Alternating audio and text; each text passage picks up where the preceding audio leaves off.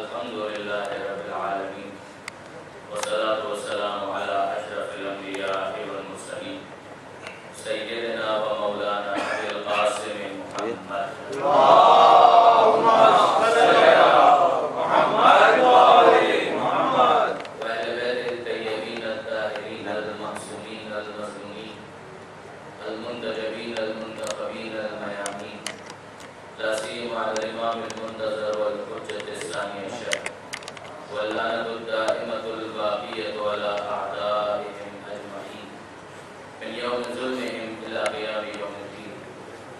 اللهم إنا نرغب إليك في دولة كريمة تعز بها الإسلام وأهله وتذل بها النفاق وأهله وتجعلنا فيها من الدعاة إلى طاعتك والغادة إلى سبيلك وترزقنا بها كرامة الدنيا والآخرة.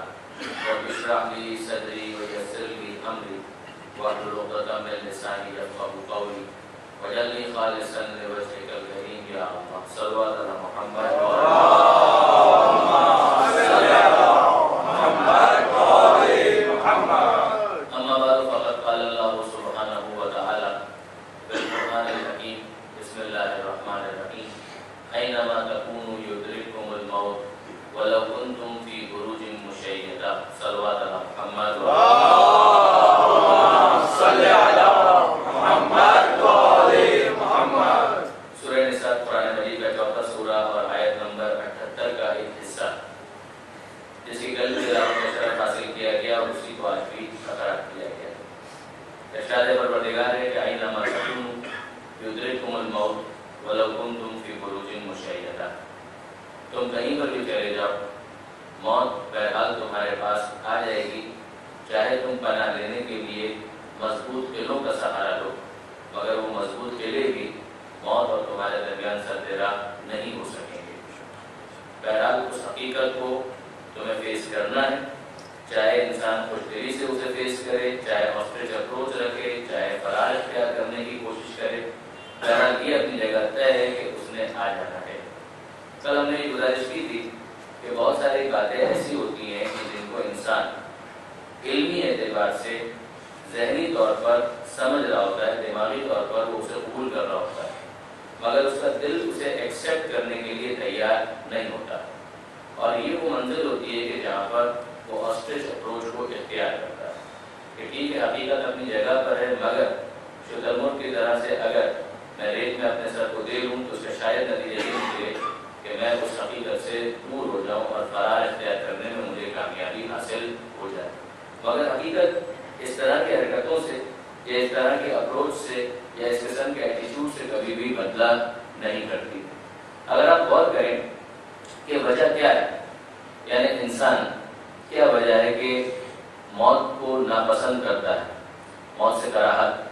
اس پر کچھ باتیں تو انشاءاللہ کل کی تقریر میں آئیں گی مگر اگر اسی کانٹیکسٹ میں ہم دیکھیں تو ہمیں ایک عجیب حقیقت کا پتہ چلتا ہے کہ جو مشرکین عرب یا مشرکین مکہ تھے ان کا اصل ایشو خدا کو ایک ماننے کا نہیں تھا.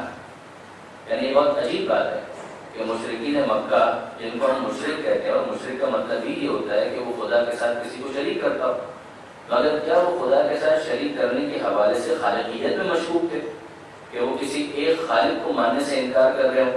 تو عجیب بات یہ ہے کہ نہیں ایسا نہیں تھا. ان کا اصل ایشو کچھ اور تھا کہ جہاں پر وہ قیامت کے حوالے سے گڑبڑ کیا کرتے تھے ورنہ جہاں تک خدا کو ایک ماننے کا تعلق ہے وہ خدا کو ایک مانا کرتے تھے. مشرک تھے مگر خدا کو ایک ماننے والے مشرک تھے. ممکن ہے کہ میرے بعض نوجوان دوستوں کے لیے یہ بات حیرت کی باعث ہو لیکن واقع حقیقت یہ ہے اور اس میں کہیں دور جانے کی ہمیں ضرورت نہیں ہے. اگر خود قرآن مجید کو ہم دیکھیں تو پروردگار عالم ان کے عقائد اور نظریات کو محل بحث قرار دیتے ہوئے ارشاد فرماتا ہے کہ لئن سألتهم من خلق السماوات والارض لیقولن اللہ. اے حبیب اگر آپ ان سے سوال کریں کہ من خلق السماوات والارض کہ کس نے آسمانوں اور زمین کو پیدا کیا لیقولن اللہ تو یہ لوگ کہیں گے یقیناً کہیں گے حتماً کہیں گے کہ اللہ نے پیدا کیا. یعنی جہاں تک خالق ہونے کا تعلق ہے وہ خالقیت میں اللہ کے ساتھ کسی کو شریک کرنے کے لیے تیار نہیں تھے. دیکھیے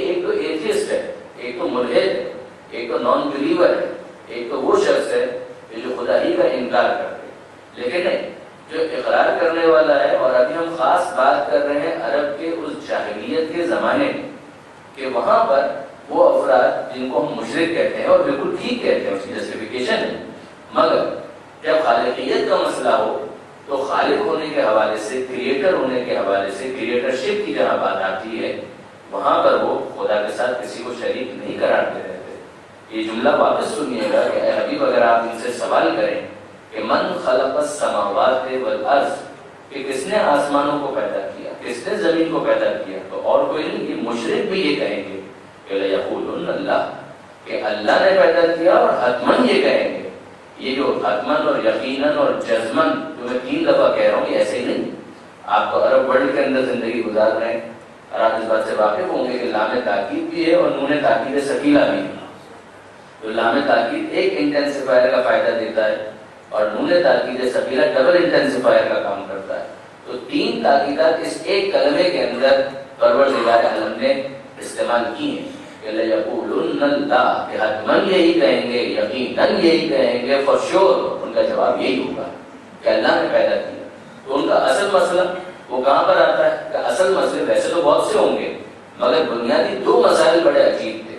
ایک ان کا ایشو تھا ربوبیت کا، کہ ہاں ٹھیک بات ہے کہ خالق تو وہی ایک ہے، مگر پیدا کرنے کے بعد اس نے کیا کیا ہے، پیدا کرنے کے بعد اس نے چھوڑ دیا۔ اب پیدا کرنے کے بعد اس کا اور ہمارا تعلق نہیں ہے، وہ سسپینڈ ہو گیا۔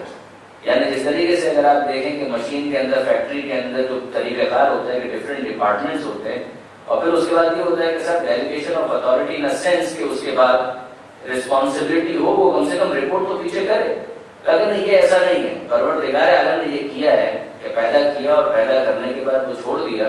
اب یہ جن کو ہم چھوٹے خدا مانتے ہیں ان کا جواب ہے کہ وہ ربوبیت کے فرائض کو انجام دیتے ہیں کہ پانی برسانے والا یہ خدا ہے، اور کھانا دینے والا یہ خدا ہے، اور مثلاً زندگی کو آگے بڑھانے والا یہ خدا ہے، بیماری سے شفا دینے والا یہ خدا ہے، وغیرہ وغیرہ وغیرہ وغیرہ۔ وہ جو 360 خدا ہے، وہ ربوبیت کے اعتبار سے جاب ڈسکرپشن ان کا واضح ہے کہ یہ ان کا ہے، یہ ان کا ہے، یہ ان کا ہے۔ اس میں بڑھاتے جائیے، جب کوئی حقیقت نہ ہو اور فیبریکیٹڈ ہی سارے آئٹمز ہوں تو اس کے اندر آپ 4 کی جگہ 400 کر دیں، اور 400 کی جگہ 4000 کر دیں، اور 4000 کی جگہ 4 لاکھ کر دیں، انفائنائٹ تک اس کو لے کر چلی رہے گی، تو اس کا تو کوئی اینڈ نہیں ہے۔ تو آپ غور فرمائیے گا کہ یہ معاملہ کیا ہوا، کہ معاملہ خالق کے اعتبار سے ہمیں کوئی کسی قسم کا ڈاؤٹ یا سسپیشن نہیں ہے، خالق تو ایک ہی ہے، مگر خالق نے پیدا کرنے کے بعد چھوڑ دیا، اور اب اس کے بعد ربوبیت کا جو معاملہ ہے اس میں خالق بھی کچھ نہیں بول سکتا۔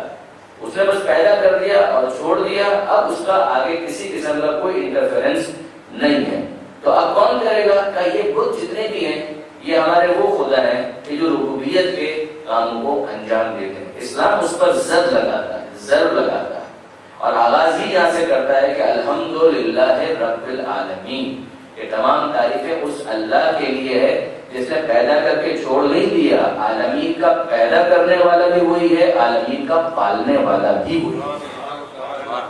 الحمدللہ رب العالمین، وہ عالمین کا پالنے والا ہے، اس نے پیدا کر کے چھوڑ نہیں دیا۔ اب اس کی قدرت کا مظاہرہ کہ وہ فرشتوں سے کام لے لے، وہ اپنے بندوں کو کوئی کام سونپ دے، یہ اس کی قدرت کا مظاہرہ ہے، وہ محتاج نہیں ہے۔ یعنی آپ اور فرمائیے، نہج البلاغہ کے اندر مولا کائنات اس حقیقت کی طرف بھی متوجہ کرتے ہیں کہ دیکھو اس نے پیدا کیا۔ یہ نہج البلاغہ کے مستقل موضوعات میں سے کئی جگہوں پر ہمیں یہ حقیقت مولا بیان کرتے ہوئے نظر آتے ہیں کہ دیکھو اس نے جو پیدا کیا تو پیدا اس لیے نہیں کیا کہ وہ تمہاری اطاعت کا محتاج تھا، نعوذ باللہ من ذالک۔ یعنی وہ اس نے اس عالم میں تمہیں پیدا کیا کہ وہ تمہاری اطاعت سے بے نیاز تھا۔ تم سب مل کر اس کی اطاعت کرو تو اس کی خدائی میں کوئی اضافہ نہیں ہوتا، اور اگر تم مل کر اس کی معصیت کرو تو اس کی خدائی میں جو کے چھلکے کے برابر کی بھی کمی واقع نہیں ہوتی۔ وہ الگ اطلاق خدا ہے، وہ رب ہے، اس کی ربوبیت میں کوئی کمی واقع نہیں ہوتی، اس کی قدرت میں کوئی کمی واقع نہیں ہوتی۔ یہ اس کی قدرت کا اظہار ہے کہ وہ اپنی مخلوق کو پیدا کرتا ہے۔ اس کے پیدا کرنے کے لیے کسی وجہ کی بھی ضرورت نہیں۔ یہ الگ بات ہے کہ فعل الحکیم، کہ حکیم کا کوئی بھی فعل حکمت سے خالی نہیں ہوتا۔ اس نے جب پیدا کیا تو کوئی مقصد، کوئی ہدف رکھا، مگر وہ ہمارے فائدے کے لیے، ورنہ پروردگار عالم کا وہ بے نیاز ہے، وہ غنی الگ اطلاق ہے۔ انتم الفقراء، تم فقیر ہو، تم محتاج ہو، اس کا جہاں تک تعلق ہے وہ بے نیاز ہے، وہ کسی کا محتاج نہیں، اس کو کوئی احتیاج نہیں ہے۔ اس نے انسانوں کو بنایا، اس کو کوئی احتیاج نہیں تھی۔ اس نے فرشتوں کو بنایا، اس کو کوئی احتیاج نہیں تھی۔ اس نے فرشتوں کے کچھ کام رکھ دیے کہ یہ فرشتہ یہ کام انجام دے گا، وہ فرشتہ وہ کام انجام دے گا۔ ایسا نہیں ہے کہ وہ ان فرشتوں کا محتاج تھا۔ آپ غور فرمائیے کہ پروردگار عالم نے فرشتوں کو رکھا کہ یہ فرشتہ یہ بارش برسائے گا، یہ فرشتہ رزق لے کر جائے گا، یہ فرشتہ روح قبض کرے گا، یہ فرشتہ نامہ اعمال لکھے گا، یہ فرشتہ قبر کے اندر جائے گا۔ کیا خدا محتاج ہے؟ خدا ان میں سے کسی کا محتاج نہیں ہے۔ پروردگار عالم محتاج نہیں ہے، یہ اس کی قدرت کا اظہار ہے۔ اس نے نامہ اعمال لکھنے والے فرشتوں کو رکھا کیا اس کے علم میں اضافے کے لیے کہ پروردگار عالم کے علم میں اضافہ ہو جائے؟ نعوذ باللہ من ذالک، اس لیے نعوذ باللہ من ذالک، معاذ اللہ معاذ اللہ ثم معاذ اللہ، یہ ہمارا عقیدہ نہیں ہے۔ پروردگار نے فرشتوں کو رکھا ضرور ہے، مگر یہ اس کی قدرت کا اظہار ہے۔ جہاں تک اس کے علم کا تعلق ہے، علیم بذات الصدور، دلوں میں جو خیالات پروان چڑھتے ہیں وہ تو ان سے بھی واقف ہے، عمل کا علم اسے کیوں کر نہیں ہوگا؟ اس کا علم وہ اس کے لکھے کا محتاج نہیں ہے کہ یہ لکھے تو اسے پتا چلے گا، یہ اس کی قدرت کا اظہار ہے۔ خدا نے مخلوقات کو پیدا کیا، ہر ایک کی عبادت کو رکھا، فرشتوں کی بھی عبادت رکھی۔ جو رکوع میں ہے رکوع اس کی عبادت ہے، جو سجدے میں ہے سجدہ اس کی عبادت ہے، جو نامہ اعمال تحریر کرنے پر ہے تو نامہ اعمال تحریر کرنا اس کی عبادت ہے۔ اگر کوئی منکر و نکیر ہے تو قبر میں جا کر سوال جواب کرنا یہ منکر اور نکیر کی عبادت ہے۔ اگر کوئی مبشر و بشیر ہے اور مومن کو قبر میں بشارت دینے کے لیے وہ آ رہا ہے تو یہ اس کی عبادت ہے۔ اب یہاں پر ایک بات ہمیں سمجھ میں آئی کہ حکم خدا سے، خدا کے معطل ہوئے بغیر اگر کوئی خدائی کام کو انجام دیتا ہے تو اس کا یہ مطلب نہیں ہوتا ہے کہ خدا معطل ہو گیا، نعوذ باللہ من ذالک، خدا سسپینڈ ہو گیا، ایسا نہیں ہے۔ یہ قدرت خدا کا اظہار ہے کہ جو وہ چاہے براہ راست انجام دے اور وہ جو چاہے وہ کسی نمائندے کے ذریعے سے انجام دے۔ اب یہاں پر وہ علامہ ذیشان حضرت جوادی اعلی اللہ مقامہ کا جملہ وہ بڑا پیارا ہے۔ وہ فرماتے ہیں کہ جس طرح سے خدا کسی فرشتے کو جان نکالنے کے لیے بھیج سکتا ہے، اسی طرح خدا کسی انسان کو جان دینے کے لیے بھی بھیج سکتا ہے۔ نہ اس پر شرک کا گمان ہونا چاہیے، نہ اس کے اوپر شرک کی تہمت لگنی چاہیے، وہ بھی قدرت خدا کا اظہار ہے، یہ بھی قدرت خدا کا اظہار ہے۔ اگر وہ شرف دے کر اسے وسیلہ بنا دے یا شرف دے کر اسے وسیلہ بنا دے، ربوبیت خدا سے محفوظ ہے۔ اگر وہ کسی کو اپنا نمائندہ بناتا ہے تو نہ اعتراض کا ادھر کوئی حق ہے نہ ادھر کوئی امکان باقی بچتا ہے۔ درود بھیجیے محمد و آل محمد۔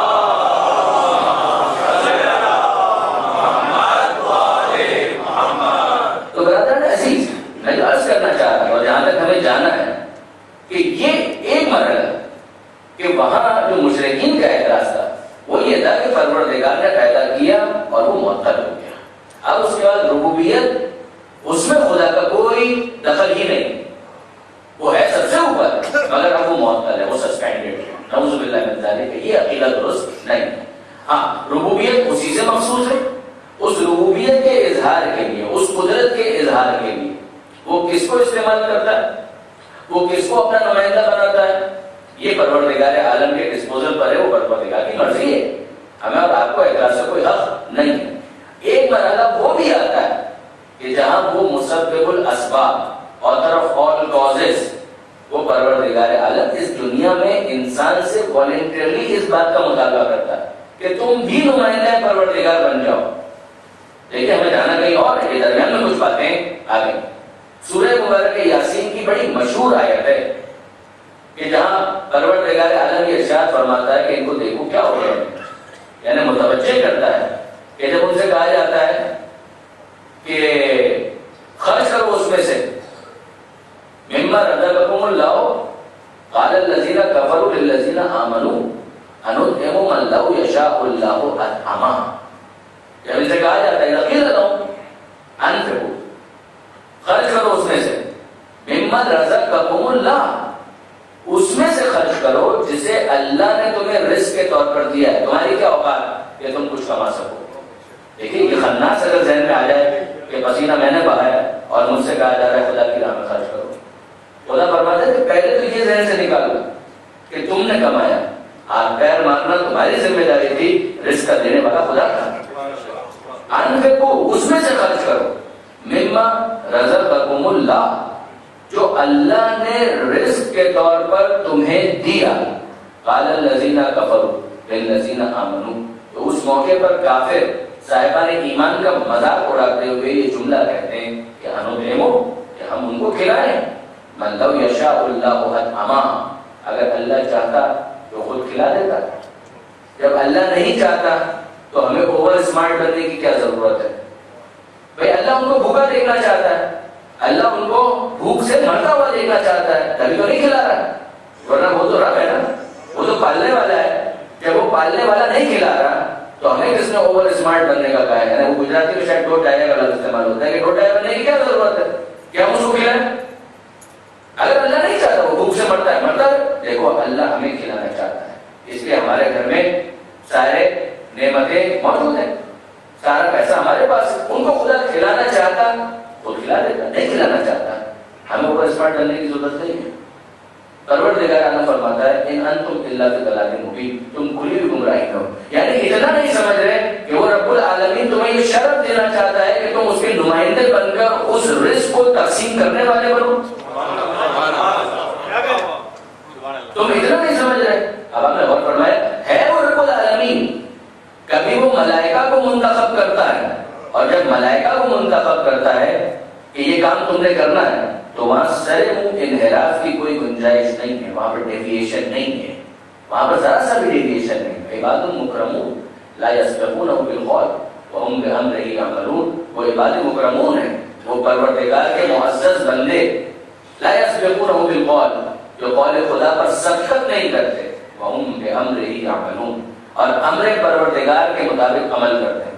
مگر جب عام انسانوں سے مطالبہ کیا جاتا ہے تو وہاں اختیار سے سوء استفادہ کرنے والے یہ جملہ کہتے ہیں، بجائے اس کے کہ اس شرف کو محسوس کریں جو پروردگار عالم نے انہیں عطا کیا ہے۔ وہ یہ کہتے ہیں خدا پھر چاہتا تو خود کھلا دیتا، نہیں کھلانا چاہتا اس کا مطلب یہ ہے کہ ان کو بھوکا مرنا چاہیے۔ پروردگار عالم کیا اس فلسفی کو کسی طرح سے بھی انڈوز کرنے کے لیے تیار ہے؟ من الذین فضلوا براد رزقہم الی ما ملکت ایمانہم، خدا تو تنقید کرتا ہے کہ وہ لوگ کہ جنہیں رزق میں اضافہ دیا گیا ہے وہ اسے پلٹا کیوں نہیں دیتے ان کی طرف کہ جو اس کے محتاج ہیں، وہ ان کی طرف پلٹا کیوں نہیں دیتے؟ یعنی یہ وہ نقطہ ہے کہ جسے علماء نے ایلوبریٹ کیا ہے کہ آپ ذرا غور کیجیے، پروردگار عالم یہ نہیں کہہ رہا کہ دے نہیں دیتے، پلٹا نہیں دیتے، یعنی تھا ان کا تمہارے پاس امانت کے طور پر آیا تو مجھے پلٹاتے کیوں نہیں ان کی طرف؟ پھر رات ہی رزق ہے علامہ ملکت ایمان، جیسے کہ بھوک تو اس کو بھی لگتی ہے، پیاس تو اس کو بھی لگتی ہے، ضرورت تو اس کی بھی ہے، تمہارے پاس امانت کے طور پر آیا ہے۔ خدا دیکھنا یہی چاہتا ہے کہ جو امانت تمہارے پاس آئی ہے تم واقعا امین ہونے کا ثبوت دیتے ہو یا امانت میں خیانت کر کے خائن کا لقب اپنے لیے تجویز کرتے ہو۔ یہ پروردگار عالم کا اس دنیا کے اندر امتحان ہے۔ تو اب جو اصل بات جہاں سے ہم نے شروع کی تھی کہ ایک مرحلہ خالقیت کا تھا کہ جہاں وہ عرب جاہل مشرکین کا وہ بھی قبول کرتے ہیں ہاں خالق تو ایک ہے۔ دوسرا مرحلہ ربوبیت کا نہیں، رب وہ نہیں ہے، اس کا تعلق ربوبیت سے نہیں ہے، یہ دوسرا مرحلہ ہوا کہ جس کی وجہ سے ان کو مشرک کہا گیا۔ پھر اس آیت کو سنیے، لئن سألتهم من خلق السماوات والارض لیقولن اللہ، اے حبیب اگر آپ ان سے سوال کریں ان عرب مشرکین سے، من خلق السماوات والارض، کس نے پیدا کیا آسمانوں کو زمین کو، لیقولن اللہ، حتمن کہیں گے، یقیناً کہیں گے، لازماً کہیں گے اللہ نے پیدا کیا۔ خالقیت میں کریٹرشپ میں کسی قسم کا کوئی ایشو نہیں تھا، ربوبیت ایشو تھا۔ اب اس کے بعد اگلا مرحلہ جو میں نے عرض کیا کہ یوں تو کئی چیزیں ہوں گی مگر دو بڑی اہم چیزیں، وہ عرب مشرکین قیامت کا انکار کر رہے ہیں، وہ کہہ رہے ہیں کہ یہ نہیں ہونے والا، یہ بکواس ہے کہ واپس ہم کو زندہ کیا جائے گا، حساب کتاب ہوگا، قیامت ہوگی، اس کو ہم نہیں مانتے۔ اور اس کے لیے انہوں نے ایڑی چوٹی کا زور لگایا کہ اس کو ہم قبول نہیں کریں گے۔ قرآن مجید کے اہم ترین موضوعات میں قیامت شامل ہے، اہم ترین موضوعات، قیامت پر ایمان، قیامت پر ایمان، قیامت پر ایمان، تمہیں واپس زندہ کیا جائے گا، تم سے سوال جواب کیا جائے گا، تم سے حساب کتاب لیا جائے گا۔ کہ یہ عقیدہ دل و دماغ کے اندر، روح کے اندر راسخ ہونا چاہیے. اچھا آپ غور فرمائیے، ان کو اسی پر اعتراض ہے، وہ کہ نہیں یہ ہم نہیں مانیں گے، واپس زندہ کیا جائے گا اس کو ہم نہیں مانیں گے. میکسیمم یہی ہے نا کہ مر جائیں گے، میکسیمم یہی ہے کہ مر جائیں گے، اس کا تو انکار نہیں ہو سکتا. جو میں نے عرض کیا کہ جو انسان آنکھوں سے مشاہدہ کر رہا ہے تو اس کا کیا انکار کرے کہ مر جائیں گے؟ مرنا تو ہے، لیکن مرنے کے بعد تو واپس زندہ نہیں کیا جائے گا. اچھا اس میں کیوں اتنا اصرار ہے؟ میں آیتیں ابھی آپ کے سامنے گزارش کرتا ہوں. سورہ مبارکہ یاسین کی اختتامی آیتوں کا موضوع ہی ہے، مگر کیوں اتنا اصرار ہے کہ قیامت کو ہم نہیں مانیں گے؟ دیکھیے کسی عالم نے اس حکایت کو کوٹ کیا. ممکن ہے کہ واقعی حکایت ہو، یہ جس کو کہا جاتا ہے قصص اختراعی، ایک فیبریکیٹڈ چیز ہوتی ہے لیکن ایک مثال اس کے اندر تمثیل بہت اچھی ہے، اس کے ذریعے سے میسج بہت اچھا جا رہا ہے کہ رسم بسم اللہ اس کا کوئی تصور ہوا کرتا تھا. آج کل تو پتہ نہیں ہوتی ہے کہ نہیں ہوتی، کراچی میں تو نہیں ہوتی ہے رسم بسم اللہ. رسم بسم اللہ کا مطلب کیا؟ دیکھیے عام طور پر ظاہر ایک روش ہے کہ کوئی بھی کام شروع کیا جائے خصوصیت کے ساتھ دین کا کام ہے تو بسم اللہ سے شروع کیا جائے، اللہ کا نام لے کر قرآن مجید کی تلاوت کر لی، اس کے ذریعے سے اس کام کا آغاز ہوا. خود پیغمبر اکرم کا یہ فرمان بھی ہے کہ کل امر ذی بال لم یبدأ بسم اللہ فهو ابتر، کہ اگر کوئی کام بھی شروع کیا جائے اور اس میں بسم اللہ نہ کہا جائے تو وہ ابتر ہے، وہ منحوس کام ہے، اس کے اندر برکت نہیں ہے. یہ ہے اسی لیے روش ہے کہ کوئی بھی کام شروع ہو تو قرآن کی تلاوت ہو جائے، بسم اللہ پڑھ لی جائے، یہ اچھا ہے. تو بچوں کے لیے بھی ایک رسم بسم اللہ کی ایک تقریب ہم سنتے ہیں کہ ہوا کرتی تھی. اچھا اس کے اندر بچہ مولانا کے سامنے آئے گا، بیٹھے گا اور مولانا کہیں گے پڑھو بیٹا بسم اللہ الرحمن الرحیم، اور اس نے بھی کہنا ہے بسم اللہ الرحمن الرحیم. یعنی اب یہ گویا اس کی رسمیں بسم اللہ ہو گئی، آغاز ہو گیا. اچھا اب یہ رسم بسم اللہ ایک فارمل ایک تقریب ہے، سیلیبریشن ہے، لوگ بھی آئے ہوئے ہیں، بیٹھے ہوئے ہیں، کچھ تقسیم کی جائے گی شیرینی، کچھ تحفے تحائف وغیرہ ہوں گے کہ بھائی بچے کی رسم بسم اللہ ہو رہی ہے. ماں باپ پہلے سے جس طرح سے انٹرنس ٹیسٹ کی تیاری ہوتی ہے کہ ایسا نہ ہو کہ شرمندگی ہو جائے، مولانا کہیں بسم اللہ پڑھو، وہ خالی بیٹھا ہوا ہے، منہ بند ہے، کچھ بول ہی نہیں پا رہا، بڑی ایمبیرسمنٹ ماں باپ کے لیے ہو سکتی ہے. تو پہلے سے اس کو تیار کیا، بیٹا بسم اللہ بولو، بسم اللہ بولو، 10 دفعہ 100 دفعہ اس سے بسم اللہ بلوائی ہے تاکہ اب وہ رسم بسم اللہ کے موقع پر واقعی بسم اللہ بول سکے. اب وہ بڑا اسمارٹ بچہ، شائی نہیں ہے، شرمیلا نہیں ہے، بڑا پیارا بچہ، اسمارٹ بچہ، مولانا کے سامنے اس کو بٹھایا گیا اور سب سن رہے ہیں. مولانا نے کہا بولو بسم اللہ الرحمن الرحیم. جواب ندارت، کوئی جواب نہیں. مولانا دوسرا شاید بچہ شرمیلا ہو یا شائع ہو، مولانا ایزیوم کر رہے ہیں، واپس کہہ رہے پڑھ بیٹا بسم اللہ الرحمن الرحیم. کوئی جواب نہیں. تیسری دفعہ کوئی جواب نہیں. اب وہ جواب نہیں دے رہا ہے، ادھر ماں باپ کے لیے شرمندگی بڑھتی جا رہی ہے کہ آپ تیاری کے بغیر لے کر آ گئے. مولانا کہہ رہے یہ پڑھ ہی نہیں پا رہا. آخر کسی نے پوچھا بیٹا کیا مسئلہ ہے، پڑھتے کیوں نہیں ہو بسم اللہ الرحمن الرحیم؟ کہا بسم اللہ پڑھنے میں تھوڑی کوئی مسئلہ ہے، ابھی بولوں گا تو ابھی پڑھ دوں گا. مولانا بولے ابھی پڑھ دوں گا، مگر مجھے معلوم ہے مولانا بسم اللہ پہ رکیں گے نہیں. یار اگر میں نے بسم اللہ بول دی تو پھر باری آئے گی الحمدللہ الرحمن الرحیم مالک یوم الدین، وہ ناز تک پڑھوائیں گے. روزانہ میری لائن لگ جائے گی یہاں پر اور مجھے حاضر ہونا پڑے گا. میں چاہتا ہوں بسم اللہ ہی نہ بولنا پڑے. بسم اللہ ہی نہیں بولوں گا تو الحمدللہ کی باری نہیں آئے گی، تو آگے نہیں آنا پڑے گا. اب آپ نے غور فرمایا کہ قیامت کا انکار کس لیے؟ قیامت کا انکار صرف اس لیے نہیں ہے کہ قیامت کو ماننا ہے، نہیں، قیامت کو ماننے کے بعد اور بہت کچھ ماننا ہے. قیامت کو ماننا ہے تو اس کے بعد سوال جواب کو ماننا ہے، حساب کتاب کو ماننا ہے، کل صراط کو ماننا ہے، جہنم کو ماننا ہے، جہنم کے عذاب کو ماننا ہے، وہاں کی تمام پنشمنٹس کو ماننا ہے. انہوں نے کہا قیامت کو ماننے پر یہ سب کچھ ماننا پڑے گا، قیامت ہی کا انکار کر دو، نہ رہے بانس نہ بجے بانسری. اب اس کے بعد اگر آپ کہیں شراب پینے کا یہ عذاب ہے، اچھا تو پھر میں شراب تو نہیں پی سکتا. جھوٹ بولنے کا یہ عذاب ہے، اچھا تو پھر میں جھوٹ، یہ عذاب ملے گا کب؟ قیامت میں. تو دنیا میں جھوٹ نہ بولوں، نماز پڑھو، نماز نہیں پڑھو گے تو یہ مار پڑے گی، اچھا تو پڑھی پڑے گی. ماں باپ کی خدمت کرو، اونچی آواز میں بات نہیں کر سکتے، اچھا تو پھر کیا ہوگا؟ نہیں، اگر اس بات کو مانا وہی قیامت میں مار پڑے گی. قیامت میں مار، اتنی قیامت میں مار، اتنی قیامت میں مار. داڑھی رکھو نہیں تو کیا ہوگا؟ یہ ہو جائے گا. اور حجاب کرو، خواتین کے لیے ضروری ہے، نہیں کیا تو کیا ہوگا؟ ساری دھمکیاں ہیں. تو قیامت کے اندر یہ ہو جائے گا، قیامت کے اندر وہ ہو جائے گا. آخر قیامت ہی کا انکار کرو، قیامت ہی کا انکار کرو. اب یہ تو بات کے مرحلے ہیں، وہ پہلے مرحلے میں عقائد ہی کے اندر ہم شرک کریں یا جو بھی کریں ہماری مرضی. نہیں شرک کرو گے تو خدا معاف نہیں کرے گا. خدا کب معاف نہیں کرے گا؟ قیامت میں. تو قیامت ہے ہی نہیں. مر گئے، اس کے بعد زمین کے اندر گئے، مٹی میں مل گئے، بات ہی ختم ہو گئی، کچھ بچا ہی نہیں. جب کوئی بچا ہی نہیں ہے تو خدا زندہ کس کو کرے گا؟ اب یہ آیت سنیے، سورہ مبارک یاسین کی یہ آیت اختتامی آیتوں میں سے ایک آیت، جہاں پروردگار عالم اس مشرک سردار کی اس حرکت کو کوٹ کرتا ہے. کیا کیا اس نے؟ گیا زمین کو کھنگالا، مٹی میں سے ایک ہڈی نکال کر لایا، پیغمبر اکرم کے سامنے مذاق اڑا رہا ہے، ریڈیکیول کر رہا ہے. یہ دیکھیں، یہ پاؤڈر ختم، کون اس کو زندہ کرے گا؟ یہ پاؤڈر ہے جو چورا چورا ہو گیا، کون اس کو زندہ کرے گا؟ بس میکسیمم یہ مر گئے. اس کے بعد کوئی دھمکی ومکی کچھ نہیں ہے، کوئی حساب کتاب نہیں ہے، کسی قسم کا کوئی جہنت جہنم والا کوئی معاملہ نہیں.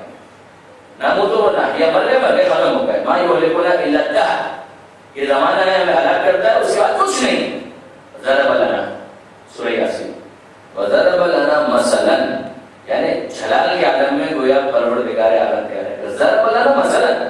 اس کو ذرا دیکھو، یہ ہمارے لیے مثال بیان کرتا ہے. ونسیٰ خلقہ، اور اپنی خلقت کو بھول گیا.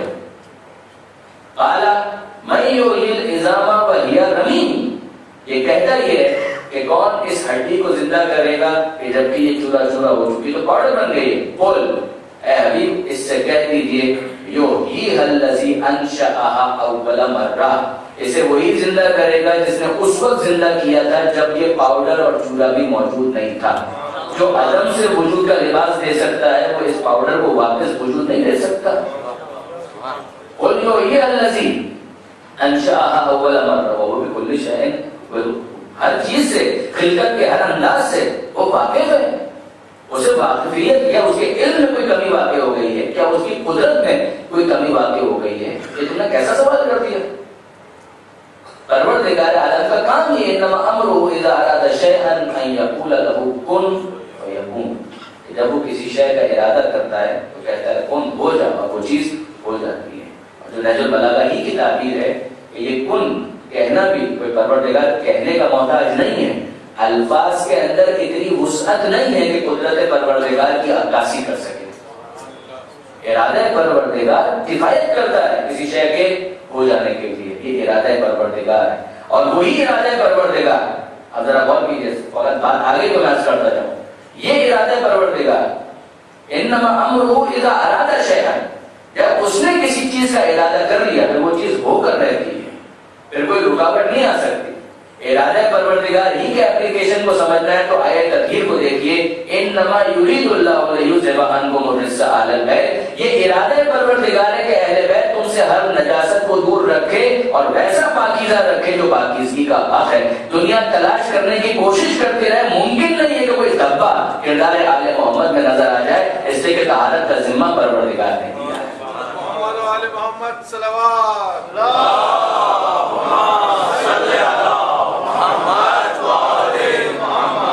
یریدون، سورہ صف، یریدون یہ ان کا ارادہ ہے، ان مشرکوں کا، یطفئوا نور اللہ بافواہہم، کہ وہ اپنی پھونکوں سے نور خدا کو بجھانا چاہ رہے ہیں. ارادہ پروردگار کیا ہے؟ واللہ متم نورہ، ارادہ پروردگار یہ ہے کہ وہ اپنے نور کو کامل کر کے رہے گا، چاہے کافر اور مشرک کراہت کریں، انہیں ناپسند ہو.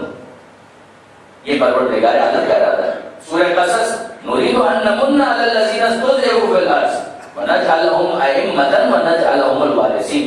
یہ ہمارا ارادہ ہے. خدا فرماتا ہے یہ ہمارا ارادہ ہے، یہ ہو کر رہے گا. نريد ان نمن على الذين استضعفوا في الارض، کہ جنہیں دنیا والے کمزور بنانا چاہتے ہیں، خدا انہی کے ساتھ یہ حسن سلوک کرے گا، یہ نیکی ان کے ساتھ کرے گا، ان کی امامت کا اعلان کرے گا. نجعلهم ائمة ونجعلهم الوارثين، ان کی امامت کا بھی اعلان کرے گا اور انہیں زمین کا وارث بھی قرار دے گا. یہ ارادہ پروردگار ہے. جب امور تکوینی سے متعلق ہے تو کن فیکون، اور جہاں پر ارادہ پروردگار امور تشریعی سے وابستہ ہے، اس میں اگر لوگ اپنے اختیار سے سوء استفادہ کرنا چاہیں، وہی اختیار جو دیا ہوا پروردگار کا ہے، مگر الٹیمیٹلی اس چیز نے ہو بالکل جانا ہے. یہ نہیں ہو سکتا کہ پروردگار کے اس ارادے کو کوئی بھی کاؤنٹر کر سکے. بس برادران عزیز، اب آئیے واپس ذرا نہج البلاغہ سے اس انتخاب کو سنیے.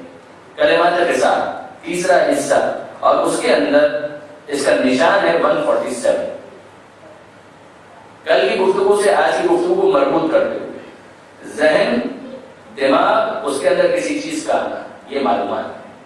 جب تک دل متعلق نہ ہو جائے انسان اس پر عمل کے لیے راضی نہیں ہوتا ہے، وہ ایمان بھی نہیں بنتا ہے، وہ ایمان بھی نہیں بنتا. ذرا دیکھیے ایک صفحے کا بیان ہے مولا کا.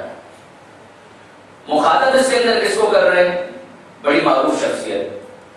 آپ ہر شب جمعہ دعا کمیل پڑھتے ہیں، جناب کمیل، ان کو مولا کائنات مخاطب کر رہے ہیں.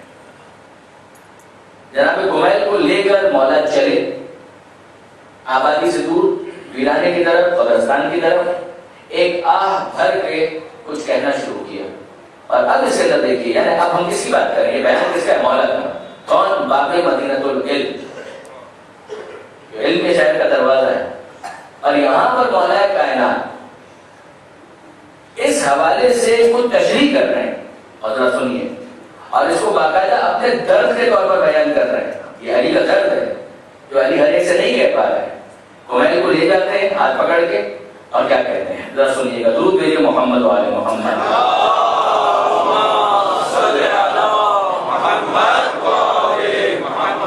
نہج البلاغہ تیسرا حصہ کلمات خصال نمبر 147. مولا ارشاد فرماتے ہیں، سید رضی کہتے ہیں ومن کلامہ علیہ السلام لکمیل بن زیاد النخعی. یہ مولا کا وہ کلام ہے جو مولا نے ارشاد فرمایا کمیل بن زیاد سے. النخعی قال کمیل، کمیل کہتے ہیں اخذ بیدی امیر المؤمنین علی بن ابی طالب. مولا نے میرا ہاتھ پکڑا اور مجھے لے کر چلے. فاخرجنی الی الجبان، اور مجھے قبرستان کی طرف لے گئے جہاں پر کوئی ڈسٹرب کرنے والا نہیں تھا. پھر فرماتے ہیں جب وہاں پر پہنچے ایک لمبی آہ کھینچ کر یہ ارشاد فرمایا. ترجمہ علامہ جوانی کا، اے کمیل ابن زیاد، دیکھو یہ دل ایک طرح کے ظرف ہے. آپ نوٹ کیجئے یہاں پر مولا نے دماغ کا تذکرہ نہیں کیا ہے، دل کی بات کی ہے. دماغ بھی ظرف ہے، اور انہوں نے عرض کیا تھا کہ دماغ سے دل کا جو ٹرانزٹ نہیں ہو پاتا اس کی وجہ سے بہت ساری چیزیں محفوظ نہیں رہ پاتی. ذرا جملہ سنیے مولا کا. مولا فرماتے ہیں اے کمیل دیکھو یہ دل ایک طرح کے ظرف ہے. ظرف کا مطلب کسی چیز کو محفوظ رکھنے کے لیے جو کنٹینر ہم استعمال کرتے ہیں، مثلا گلاس اس میں پانی ڈال کے، وہ ظرف ہے. اہل زبان سے معذرت کے ساتھ لیکن تھوڑا سا اپڈیٹ کر رہا ہوں کہ مثلا وہ اس کے اندر کچھ رکھا جائے اور وہ اس کی حفاظت کر سکے. مولا فرماتے ہیں یہ دل جو ہے یہ بھی ظرف ہے، اس میں کچھ ڈالا جا سکتا ہے اور کچھ حفاظت کے لیے رکھا جا سکتا ہے. کیا فرماتے ہیں؟ لہذا سب سے بہتر وہ دل ہے جو سب سے زیادہ حکمتوں کو محفوظ رکھنے والا ہے. وہ حکمت محفوظ ہوگی اگر وہ دل میں آ جائے اور راسخ ہو جائے. فرماتے ہیں اب تم مجھ سے ان باتوں کو محفوظ کر لو. یعنی اے کمیل میں تمہیں اہل سمجھتا ہوں کہ تم ان باتوں کو محفوظ رکھ سکتے ہو. میری ان باتوں کو سنو اور محفوظ رکھ لو. الناس ثلاثہ، لوگ تین طرح کے ہیں. لوگ تین طرح کے ہیں. نمبر ایک عالم ربانی، ایسا عالم جو عالم ربانی ہو. صرف عالم نہیں، بہت توجہ کیجیے گا، صرف عالم نہیں کا عالم، مگر ایسا عالم جو عالم ربانی ہو، جس نے اپنے تعلق کو اپنے رب سے جوڑا ہو. وہ صرف بنڈل آف انفارمیشن نہیں ہوگا، وہ واقعاً نالج کا حامل ہوگا، اور ایسا نالج کا حامل ہوگا کہ جس کا تعلق اپنے رب سے مسلسل ہو. یعنی غور فرمائیے گا، صرف علم ہونا یہ کافی نہیں ہے. صرف علم کا ہونا کافی نہیں ہے. کمپیوٹر میں آپ ڈال لیجیے جتنی معلومات آپ ڈالنا چاہتے ہیں، وہ عالم نہیں کہلائے گا. جو کل میں نے مثال دی تھی ابلیس کی، علم اس کے پاس بھی بہت تھا، خدا سے مکالمہ کر رہا ہے، گفتگو کر رہا ہے، اور پھر آدم کو سجدہ کرنے سے انکار بھی کر رہا ہے. کیا علم نہیں ہے علم. مگر کیا اس عالم کو عالم ربانی کہیں گے؟ تہذیب قرآن اور تہذیب آل محمد میں بہت سخت لفظ ہے، بہت سخت لفظ. کسی کو کتا کہہ دینا یا کسی کو گدھا کہہ دینا، یہ بہت سخت ہے، واقعی بہت سخت ہے. آل محمد کی تہذیب میں یہ جملہ آپ کو کبھی کبھی نظر آئے گا، بہت کم، بہت کم. قرآن مجید کے اندر یہ سخت لفظ استعمال ہوا ہے علماء سو کے لیے. یعنی آپ غور کیجیے علماء کتنی ان کی اہمیت ہے. وارث انبیاء ہیں، یتیمان آل محمد کی پرورش کرنے والے، وہ کون سے علماء؟ علماء ربانیین. ایسا عالم جو عالم ربانی ہو، واقعاً جس نے اپنے نفس کا تزکیہ بھی کیا ہو. ورنہ صرف علم بہت بڑا بوال ہے. اگر تزکیہ نفس نہ ہو اور صرف علم ہو، بہت بڑا بوال ہے. قرآن مجید میں دو جگہ، ایک جگہ کتے کا لفظ استعمال ہوا، ایک جگہ گدھے کا لفظ ہوا، اور دونوں لفظ استعمال کس کے لیے ہو رہے ہیں؟ ایسے عالم کے لیے جو دنیا دار ہے. بنی اسرائیلی کے حوالے سے اگر آپ دیکھیں، بل انباؤ قرآن مجید بحث کرتا ہے اور کل پر لفظ استعمال کرتا ہے. اس کی مثال کل کی ہے، کتے کی مثال ہے. آپ نے غور فرمایا؟ اور اس کے بعد سورہ مبارکہ جمعہ، یہ تو آپ ہر جمعے کو پڑھتے ہیں. مثل الذین حملوا التوراۃ ثم لم يحملوها كمثل الحمار يحمل اسفارا. یہ بنی اسرائیل کے علماء، یہودی علماء، ربائی ان کی مثال حملوا التوراۃ، جن کے اوپر تورات کا بوجھ رکھ دیا گیا، ثم لم يحملوها، اور وہ جسٹیفائی نہیں کر سکے. کمثل الحمار، ان کی مثال گدھے کی مثال ہے، یحمل اسفارا. گدھے کے اوپر اگر کتابیں لاد دی جائیں، اسے پتہ بھی نہیں ہوتا کہ میرے اوپر کیا پڑا ہوا ہے، تو وہ اس کو اپنا حامل ثابت نہیں کر پایا. آپ نے غور فرمایا؟ بہت ہی اہم منصب. واقعا اگر کوئی عالم بن سکے، کیا کہنا، کیا اس کی شرافت اور کیا اس کا مرتبہ اور کیا مقام. مگر کب؟ جو مولا فرماتے ہیں الناس ثلاثۃ، لوگ تین طرح کے. نمبر ایک عالم ربانی، صرف عالم نہیں، علم کے ساتھ ربانی بھی ہو، وہ اپنے رب سے مسلسل ہو، وہ اپنے رب سے اپنے تعلق کو برقرار رکھے، وہ اپنے نفس کو پاک کرے. مولا فرماتے ہیں یہ پہلی کیٹیگری ہے. پھر فرماتے ہیں دوسری کیٹیگری، راہ نجات پر چلنے والا طالب علم. ہر طالب علم نہیں، راہ نجات پر چلنے والا طالب علم، یعنی ایسا طالب علم جو اس علم کے ذریعے سے نجات کا طالب ہو. ورنہ صرف علم حاصل کرنا اگر معیار ہو تو آج کے زمانے میں دیکھیں علم کی قسمیں تو بڑی لاجیکل ہے. علم نافع، علم غیر نافع، علم ظاہر. علم نافع نفع دینے والا علم، علم غیر نافع نفع نہیں دیتا مگر نقصان بھی نہیں پہنچاتا. اور علم ظاہر یعنی نقصان دینے والا علم. آج کے زمانے میں تو نائٹ کلب میں ڈانس کیسے کرنا ہے اس کو بھی علم قرار دیا گیا ہے، اس کی بھی ٹریننگ کلاسز ہو رہی ہیں. کتنے فحاشی کے کام ایسے ہیں جن کو مستقل سائنس کا درجہ دے دیا گیا.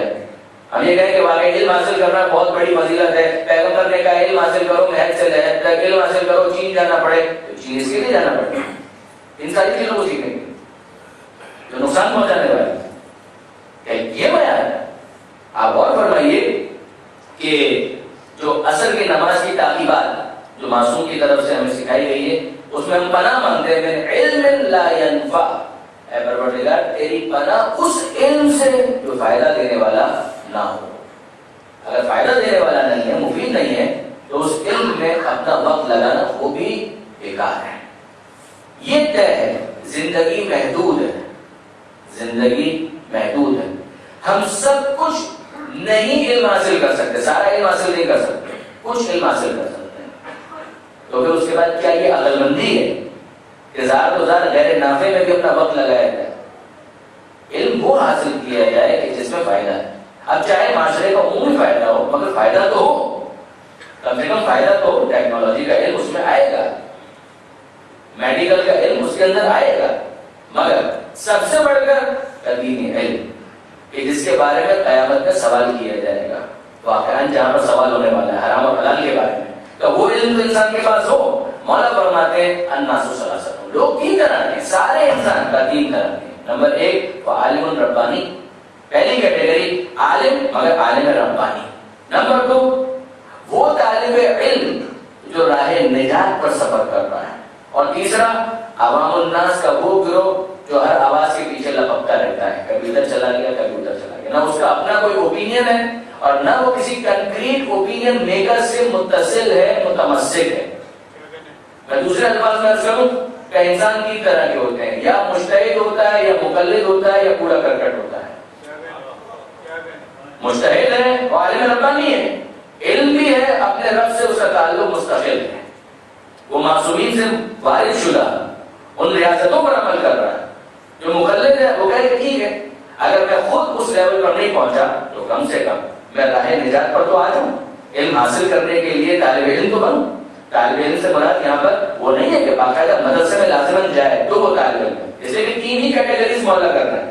مولا کر کہہ رہے ہیں کہ تین ہی قسمیں ہیں, عالم ربانی یا طالب علم, ایسا طالب علم جو راہ نجات پر ہو, جو اسے احساس ہو, کمپاؤنڈ اگنورنس تو نہ ہو, جاہل ہو اور یہ بھی نہ پتا ہو کہ وہ جاہل ہے, یہ تو نہ ہو.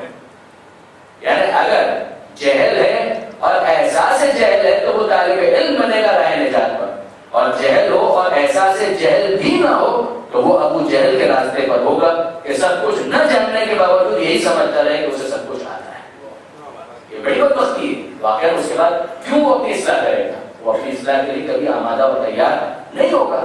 مولا فرماتے ہیں الناس ثلاثہ, لوگ تین طرح کے, عالم ربانی 1, نمبر 2 راہ نجات پر چلنے والا طالب علم جسے فکر ہے, وہ اپنے علم میں مسلسل اضافہ کرنا چاہتا ہے.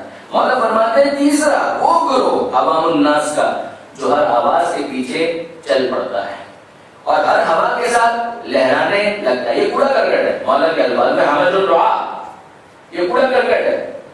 یہ ہوا کے دوش پر ادھر کی ہوا چلی ادھر چلا گیا, ادھر کی ہوا چلی ادھر چلا گیا. اس کا نہ اپنا اوپینین ہے, اتنا تو علم اس نے حاصل ہی نہیں کیا, اور نہ ہی کسی ایسے سے وابستہ ہو رہا ہے کہ جس کے پاس واقعا کوئی اوپینین ہے.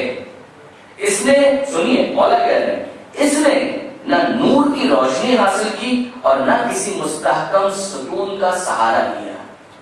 خود مضبوط نہیں ہے اور ستون سے وابستہ ہونا نہیں چاہتا, تو کیا ہوگا؟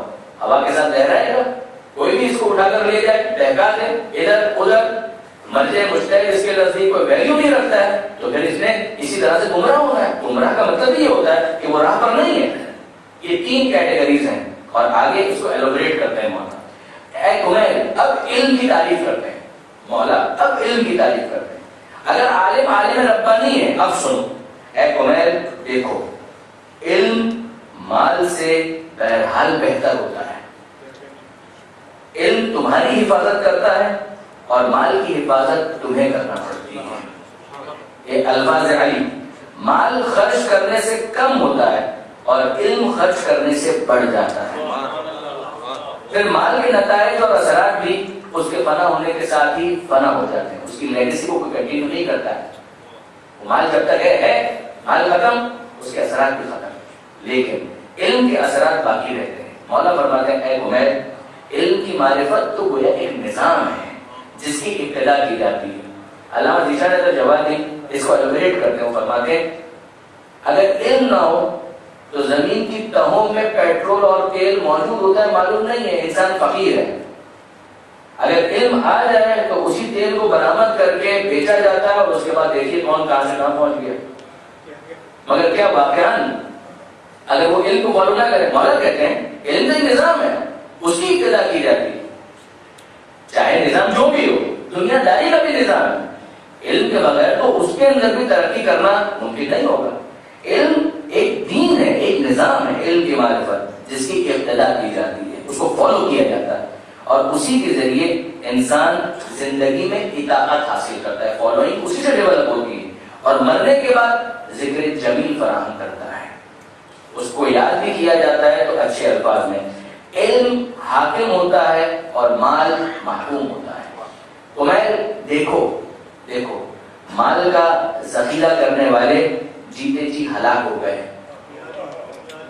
مال کا ذخیرہ کرنے والے جیتے جی ہلاک ہو گئے اور صاحبان علم زمانے کی بقا کے ساتھ رہنے والے ہیں. جب تک زمانہ باقی ہے صاحبان علم بھی باقی ہیں.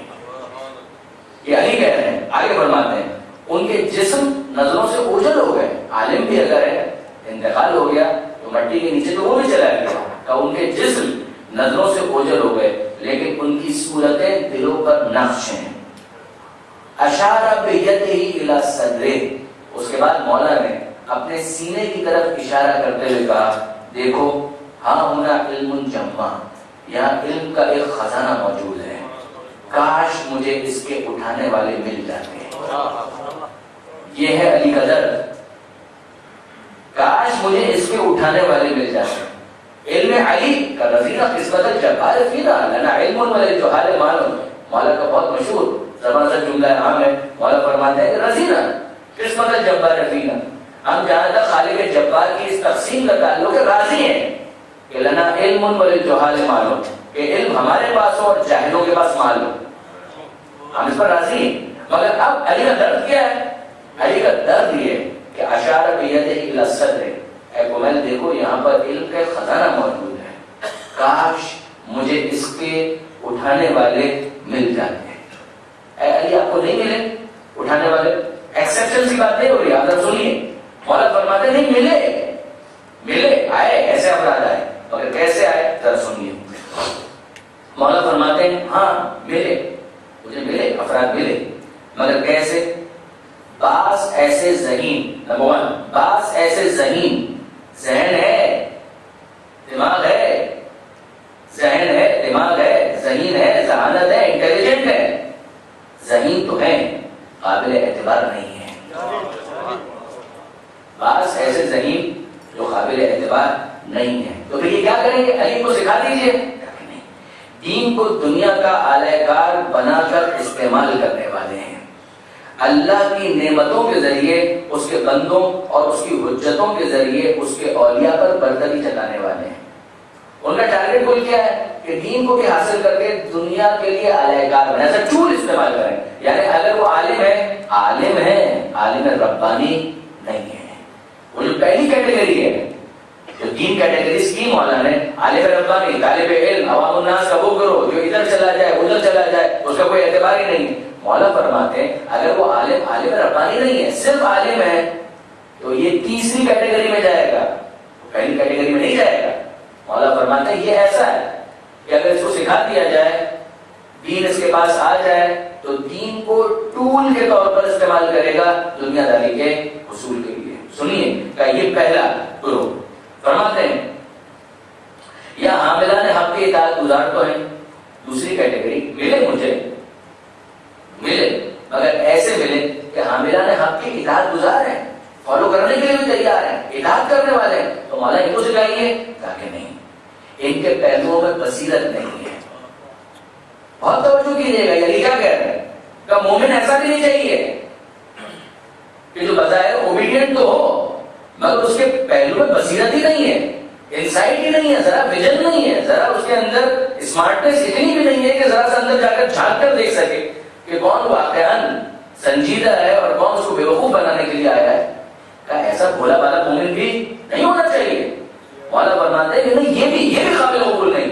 مولا فرماتے ہیں ایسے کہ جن کے پاس اطاعت تو ہے, پہلوؤں میں بصیرت نہیں ہے, ادنا شبے میں بھی شک کا شکار ہو جاتے ہیں.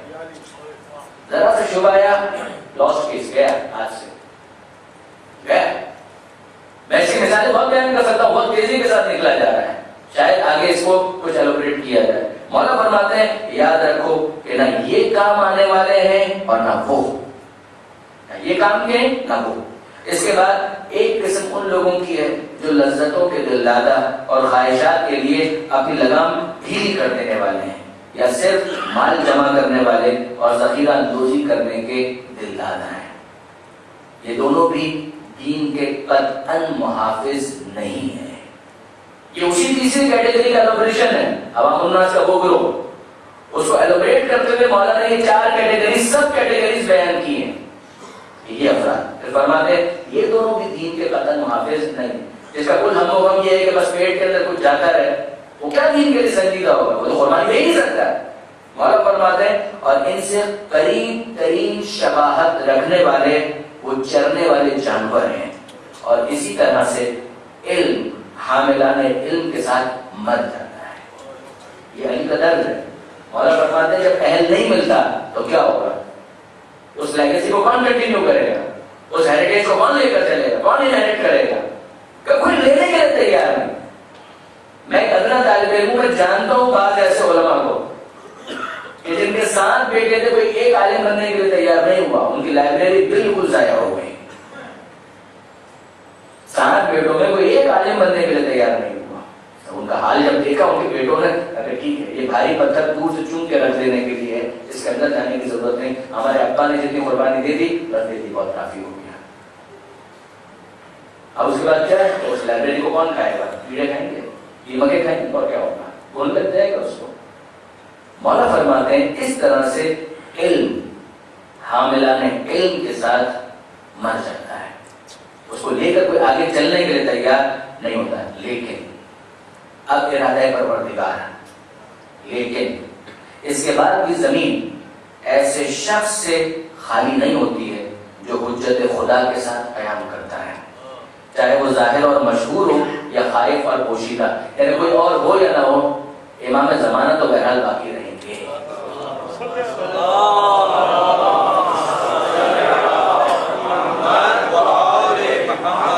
تو وہ تو رہیں گے. پروردگار عالم کا نمائندہ کوئی نہ کوئی تو اس دنیا کے اندر رہے گا، ایسا نہیں ہوگا. چاہے وہ خائف اور پوشیدہ ہو، حالت ظہور میں نہ ہو، حالت غیبت میں ہو. مولا فرماتے ہیں تاکہ پروردگار کی دلیلیں اور اس کی نشانیاں مٹنے نہ پائیں. لیکن یہ ہیں ہی کتنے اور کہاں ہیں؟ یہ ہیں ہی کتنے؟ یہی کہہ رہے ہیں یہ ہیں ہی کتنے. ایک تو کوئی امام وقت ہو گیا، اور ایک کچھ ان کے مخلص سے آنے والے 100 200 300 500 1000 2000 پوری دنیا کے اندر 5000. کتنے پرسنٹیج نکالے تو کچھ نہیں بنے گا. مولا فرماتے ہیں مگر یہ ہیں ہی کتنے اور کہاں ہیں؟ واللہ. اب مولا فرماتے ہیں کہ بہت کم ہونے کے باوجود ذرا دیکھو کہ یہ کون ہے. واللہ یعنی خدا کی قسم، ان کے عدد، ان کی تعداد تو بہت کم ہے، لیکن ان کی قدر و منزلت بہت عظیم ہے. اللہ انہی کے ذریعے اپنے دلائل و بینات کی حفاظت کرتا ہے تاکہ یہ اپنے ہی جیسے افراد کے حوالے کرتے ہیں اور اپنے امثال کے دلوں میں اسے بو دیں. انہیں علم نے بصیرت کی حقیقت تک پہنچا دیا ہے اور یہ یقین کی روح کے ساتھ گھل مل گئے ہیں. انہوں نے ان چیزوں کو آسان بنا لیا ہے جنہیں راحت پسندوں نے مشکل سمجھ رکھا تھا. یہ جملہ قیامت کا جملہ ہے. واقعہ بہت سی چیزیں ہیں جنہیں راحت پسندوں نے مشکل سمجھ رکھا ہے، مگر انہوں نے اسے بہت آسان سمجھ لیا ہے، آسان بنا لیا ہے. ایک جملے میں عرض کروں، میں 5 منٹ آج آپ کے زیادہ لے رہا ہوں، لیکن ایک جملہ آپ کو اسی دنیا میں اپنے ہی ماحول کے اندر ایسے افراد بھی ملیں گے جن کے لیے فجر کی نماز پڑھنا ایک بہت بڑا دردسر ہے، بہت مشکل کام ہے. اور اسی معاشرے میں وہ افراد بھی ملیں گے کہ جن کے لیے نماز شب پڑھنا انتہائی آسان کام ہے. نماز شب چھوڑ دینا بہت مشکل ہے. کیا ایسے افراد نہیں؟ مولا فرماتے ہیں راحت پسندوں نے جن چیزوں کو بہت مشکل بنا رکھا ہے، ان لوگوں نے انہیں بہت آسان بنا لیا ہے، بہت ایزی. یہ تو کوئی مشکل کام ہی نہیں ہے، یہ تو کوئی مسئلہ ہی نہیں ہے. مولا فرماتے ہیں اور ان چیزوں سے انس حاصل کیا ہے جن سے جاہل وحشت زدہ تھے، اور اس دنیا میں ان جسموں کے ساتھ رہ رہے ہیں کہ جسم تو یہاں پر ہے مگر روح ملائے اعلیٰ سے وابستہ ہے. یہی رہی روح زمین پر اللہ کے خلیفہ اور اس کے دین کی طرف دعوت دینے والے ہیں. آہ شوقاً الی رؤیتہم. ہائے ہائے، علی کہہ رہے ہیں ہائے ہائے مجھے ان کی زیارت کا کتنا شوق ہے. انصرف یا کومیل ذا شہدہ. اے کومیل میری بات مکمل ہو گئی، اب تم جانا چاہو تو چلے جاؤ. یہ ہے علی کا بیان. کلمات کے ساتھ 147 واقعاً پڑھنے سے تعلق رکھتا ہے بلکہ یاد کرنے سے تعلق رکھتا ہے کہ انسان اسے یاد کرے کہ دیکھیے علی کس طرح سے لوگوں کو کیٹیگرائز کر رہے ہیں اور اس کے بعد ہم ان میں سے کس کیٹیگری کے اندر فال کرتے ہیں. ہم اس میں سے کس کیٹیگری کے اندر ہیں؟ مولانا نے تو بتا دیا لوگ تو کی طرح کے، ہم کس میں ہیں؟ اگر پہلی کیٹیگری میں نہ ہو تو کم سے کم دوسری میں تو ہو. اگر عالم ربانی نہ ہو تو ایسے طالب علم تو بنے جو نجات کے راستے پر ہو، جسے فکر ہو کہ وہ اپنے علم میں بھی اضافہ کرے اور اپنے رب سے اپنے تعلق کو بھی مضبوط کرتا چلا جائے. آئیے واقعہ کربلا کی طرف. مسائل کے چند جملے. کیلنڈر کی جو ڈیٹ کچھ ریوائز ہوئی ہے تو بی بی سکینہ کے حوالے سے تفصیلی گفتگو انشاءاللہ کل ہوگی، مگر کچھ مسائل کے جملے آج بھی میں عرض کرنا چاہوں گا، اور مجلس ظاہر کے مسائل کے بغیر تو بالکل نامکمل ہے۔ آئیے کربلا میں جا کر دیکھیں اور ملاحظہ کریں اور مشاہدہ کریں کہ جو مسائل ہیں شام غنیمہ سے پہلے اور شام غنیمہ کے بعد، وہ بھی مسائل کا ایک سلسلہ ہے کہ جہاں پر کبھی اونو محمد کی لاشیں ہیں، کبھی اکبر کا لاشیں ہے، کبھی قاسم کے جسم کے ٹکڑے ہیں، اور پھر شام غنیمہ ہے کہ جہاں پر خیمے جل رہے ہیں اور آل محمد کا خاندان صحرائے کربلا میں ادھر سے ادھر پریشان، یہ بچے کبھی ادھر ہیں کبھی ادھر ہیں۔ اور ایسے ہی میں جناب زینب جناب ام کلثوم سے کہتی ہیں کہ بہن تم ذرا دیکھو، بچوں کو تو میں نے بھی جمع کیا ہے، تم نے بھی کیا، تم ذرا دیکھو تمہاری طرف سکینہ ہے؟ کہا کہ نہیں بہن سکینہ میرے پاس نہیں، کا سکینہ تو میرے پاس بھی نہیں، یہ بچی گئی کہاں، یہ کہاں گئی؟ اور اس کے بعد یہ جناب زینب مقتل کی طرف بڑھتی ہیں اور آواز دیتی جاتی ہیں کہ اے سکینہ، اے سکینہ، اے بیٹی سکینہ تو کہاں ہے، اے بیٹی سکینہ تو کہاں ہے؟ اور اس کے بعد جناب زینب ایک بے سر کے لاشے سے آواز سنتی ہے کہ جناب زینب کو یہ مخاطب کر کے امام حسین کہہ رہے ہیں اے زینب آہستہ بولو، آہستہ بولو، سکینہ میرے سینے پر سو رہی ہے۔ جب قریب آئی جناب زینب اور جناب سکینہ کو بیدار کیا اور ایک سوال کیا، اے بیٹی سکینہ سب سے پہلے تو یہ بتا کہ تو نے پہچانا کیسے کہ یہ تیرے بابا کا سینہ ہے؟ اس لیے کہ نہ سر موجود ہے نہ لباس موجود ہے، تو تو نے پہچانا کیسے؟ اور جناب سکینہ کہتی ہے پھوپھی اماں جب میں مقتل کی طرف آ رہی تھی اور یہ کہہ رہی تھی کہ بابا تیرے سینے پر سونے کی عادی ہوں، مجھے تیرے سینے کے بغیر کہاں نیند آتی ہے، تو اس بے سر کے لاشے سے یہ سچ آئی کہ الیہ الیہ یا بنیہ، اے بیٹی سکینہ میرے پاس آ جا، میرے پاس آ جا، میں سمجھ گئی کہ یہ میرے بابا کا سینہ ہے اور میں اس پر سر رکھ کر سو گئی۔ خدا جانے کہ سکینہ کیسے سوئی اس سینے کے اوپر کہ جہاں تیروں کا اتنا انبار جمع تھا کہ جہاں کوئی جگہ خالی نہیں تھی، وہاں سکینہ نے کیسے سر رکھا، مگر یہ بچی جس طرح سے آدھی تھی اسی طرح سے سو گئی۔ اور اب جناب زینب کہتی ہے بیٹی سکینہ کوئی جنگل میں رات کو اس طرح سے نہیں سوتا، آؤ میرے ساتھ چلو۔ علامہ رشید ترابی کہتے ہیں کہ جب جناب زینب نے کہا ہے بیٹی سکینہ یہ جنگل ہے، یہ رات ہے، راتوں کو جنگل میں کوئی اس طرح سے نہیں سویا کرتا،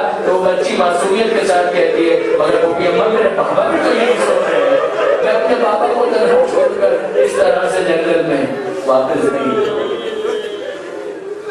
الا ولعنت اللہ علی القوم الظالمین وسيعلم الذين ظلموا أي منقلب ينقلبون ماتم حسین۔